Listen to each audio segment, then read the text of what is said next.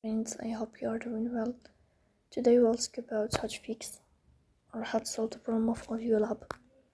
We click on settings. Here we click on apps, default apps, app settings. On above here we search about Audiolab. In this page of app info we click on first stop and we click OK. Here you will enter to storage. Then we click on clear cache. Then we go to Play Store. You will search about Audiolab, audio editor, recorder, and then if you find update here, you will update your app. If it's not working with you, then you will turn off your phone and you will restart your phone again to fix that problem. So that's all. Don't forget to support us by like and subscribe. See you next time.